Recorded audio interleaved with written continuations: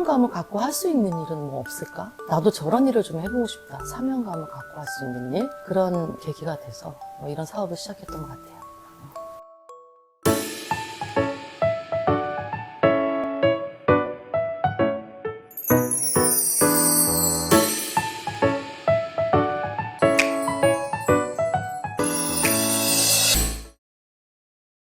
안녕하세요. 저희는 부천에 있는 어린왕자 그룹홈의 시설장이고요. 대표님과 교사 선생님이십니다. 반갑습니다. 제가 어린이집 교사로 오래 근무를 하다 보니까요. 거기 있는 아이들은 정말 정성적인 부모님 밑에서 정말 사랑을 많이 받고 자라는 거예요. 그런데 그렇지 못한 아이들은 어떨까 그러면서 보육원에 관심을 가지게 되었어요.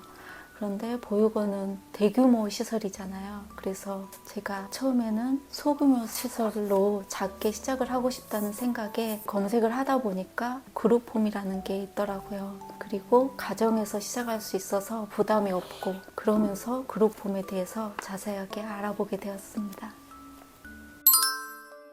예전에 그 외국 모녀를 만났거든요.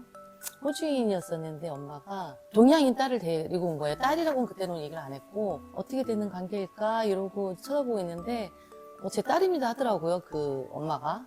예, 그래요. 이렇게 자연스럽게 넘어가면 좋은데 입양이라는 거는 뭐 눈치를 챘지만 실제로 또 그렇게 얘기하니까 그 상황이 좀 약간 당황을 해서 그 엄마가 어디 아치 이러더라고요. 그러고 넘어가고 이제 다른 사람한테 제가 이제 그 얘기를 하니까 그 사람이 외국 사람들은 그 입양하고 이런 거에 대해서 굉장히 자랑스럽게 생각하고 뭐 이런 게 있대요. 그래서 그게 뭐 굳이 자랑스러울 것까지는 없지 않나 그때는 그런 생각을 했거든요.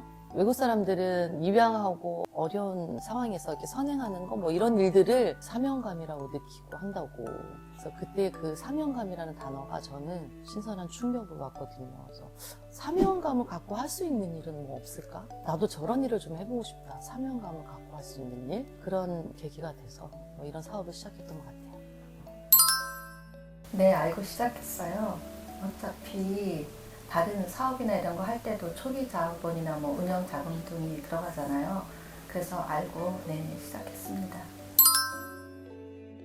일단은요, 그 행정 업무가 엄청 많고요. 또 보고해야 될 것들, 뭐, 아니면 뭐 예산, 결산, 뭐, 운영일지, 업무일지부터 시작해서 종사자들에 대한 그 자격 요건도 심사가 굉장히 좀 엄격하거든요. 거기에 수반되는 그런 자료들도 정리를 해야 되고, 제출해야 되고. 그리고 저희가 희망이음이라는 시스템을 활용을 하는데요. 그 시스템이 사실 나온 지 얼마 안 됐어요. 그래서 굉장히 복잡해요. 그런 이제 업무량이 좀 많은 게 시작하고 나서 조금 후회되는 부분입니다. 저희가 처음에는 8천만 원을 예산하고 짰어요. 1년 진입평가 전까지. 그런데 다시 시작하면서 계획을 이렇게 짜보니까 한 6천만 원 정도 지금 생각하고 있습니다. 일단은 장소를 마련을 해야 되잖아요. 그러려면은 보통 이제 월세로 시작하거든요. 근데 저희는 사실은 자가로 시작을 했고요. 이 면적을 기준에 맞춰야 돼요. 시설을 하려면. 그 면적에 맞추려면은 월세로는 한 뭐 1억에 뭐 100만 원씩 내고 이렇게 시작한다고 하시더라고요. 저희는 자가니까 좀 예외인 경우고. 또 하게 되면 직원들 급여라든가 그것도 1년 진입평가 전까지는 저희 사비로 내야 되니까 직원들 급여, 그 다음에 이제 운영비, 여기 운영하는 운영비라든가 그런 것들은 저희가 사비로 들어가고요. 그리고 컴퓨터라든가 뭐 텔레비전이라든가 아이들이 볼 책 같은 거, 뭐 책상 이런 것들도 처음에는 저희가 다 사비로 마련해야 했습니다.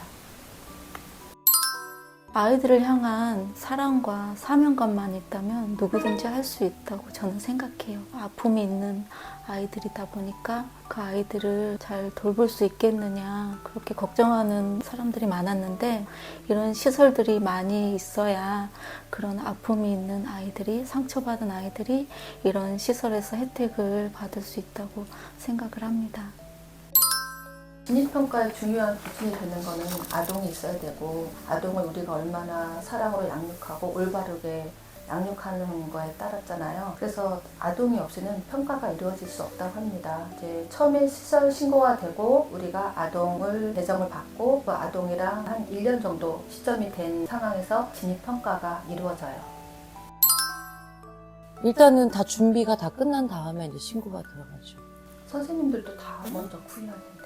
그 신고 서류에 뭐 예사선이, 사업계획선이, 종사자 명단, 재산에 관한 뭐 그 관련 서류 뭐 이런 것들을 다 제출하게 돼 있거든요. 그런 자료들을 다 제출한 다음에 시에서 이제 그거를 심의를 하고 그 다음에 이제 승인을 주는 걸로 알고 있어요. 그렇게 이제 신고 서류가 들어가고 신고 수리가 완료가 되면요, 현장에 나와서 아동이 생활하기에 충분한 여건인지 다 실사를 하고요. 또 승인이 떨어지면 그 다음에는 아동이 배정이 되죠.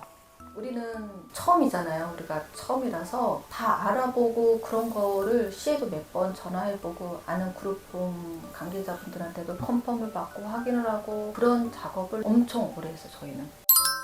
가장 좋은 장점은 소수다 보니까요. 아이들의 정원이 7명에서 6명이라 그만큼의 더 집중적으로 관심과 사랑을 줄 수 있고요. 아이들도 가족과 같은 분위기에서 성장해 갈 수 있고 더 빨리 친해질 수 있고 안정감을 느낄 수 있어서 잘 생활해 갈 수 있을 것 같아요. 이제 또 아예 이런 그룹품을 모르는 사람들은 조금 선입견도 많이 있더라고.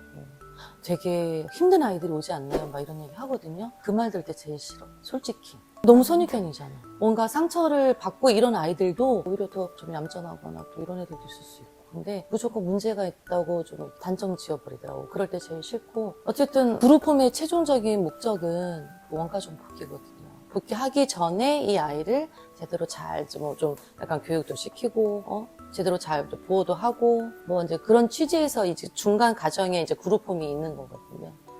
아이들이 그렇게 문제 행동을 하는 이유가 부모님들의 잘못도 있잖아요. 그런 부모님들에게도 관심이 필요한 것 같아요.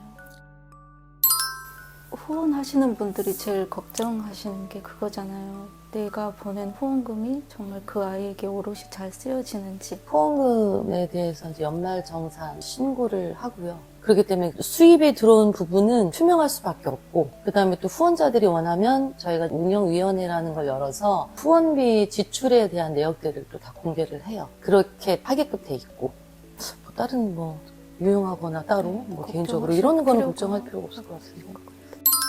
후원자분들 정말 감사합니다. 저희 그룹품을 이렇게 항상 지원해 주시고 애정으로 지켜봐 주셔서 정말 감사드립니다.